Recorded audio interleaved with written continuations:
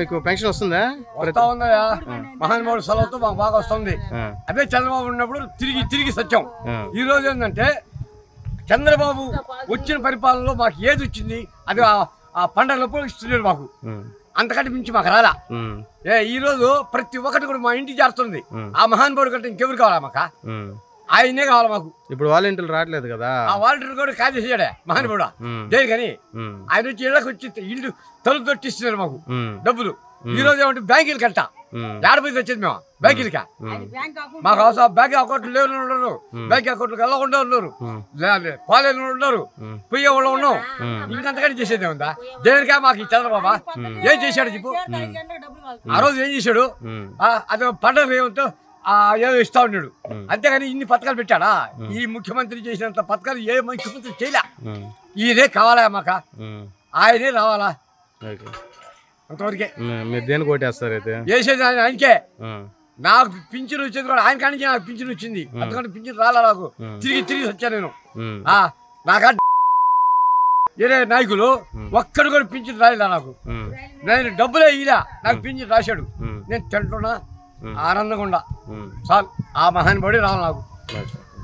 అయ్యా మేము 4 సంవత్సరాల నుంచి పింఛన్ వస్తుండే మేము ఎల్లో తెచ్చి చెప్తున్నారు. అయ్యా నాకు పచ్చివాసన వచ్చిన మనిషిని, నేను నడవలేను. పోయిన నెల సచివాలయం పోయి వచ్చి పానం పోయింది. మాకు ఆడపిల్లలు చూసేలేరు, మగపిల్లలు లేరు నాయన. మేము నడవలేము. బ్యాంకులు వద్దు ఏమొద్దు. ఆ చంద్రనారాయణ బాబులు కేసులు పెట్టి ఇట్లా వారెంట్ల మీద ఎందుకు అయ్యా చేయటం? మాకు జగనే కావాలయ్యా.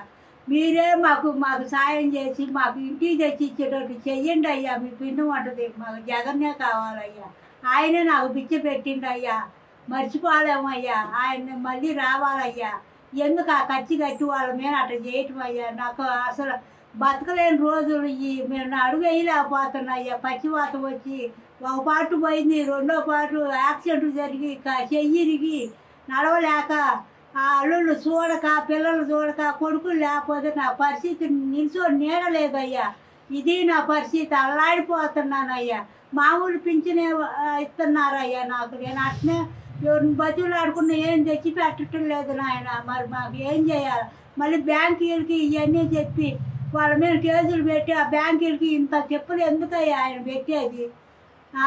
మాకు ఆ జగనే రావాలయ్యా. జగన్ పుణ్యాన్ని మాకు ఒడ్డున వేసిండు అయ్యా. నాకు ఆయనే పింఛన్ ఇచ్చిండు అయ్యా. మళ్ళీ మాకు ఇంటికి తెచ్చి ఇచ్చేటట్టు మీరు పుణ్యం కట్టుకొని సాయం చేయండి అయ్యా. మీకు పుణ్యం ఉంటుంది అయ్యా. దిక్కులేని పక్షిలాగా నేను అడుగుతున్నాను అయ్యా. నా బోటోళ్ళు ఎంతమందో ఉండారయ్యా, ముసివాళ్ళు, దిక్కులేని వాళ్ళు. అందరికి ఆదరిస్తున్నావు, అన్నం పెడుతున్నావు. ఈ ముసివాళ్ళకి కూడా ఆశ్రయంలో మంచి ఉంటే చేసి మాకు సాయం చేయ్యా. జగన్ పుణ్యాన్ని మాకు న్యాయం జరుగుద్ది అనుకోండి కోరుకుంటున్నాం అయ్యా. ఆయన రావాలని పతే కోరుకుంటున్నాను అయ్యా.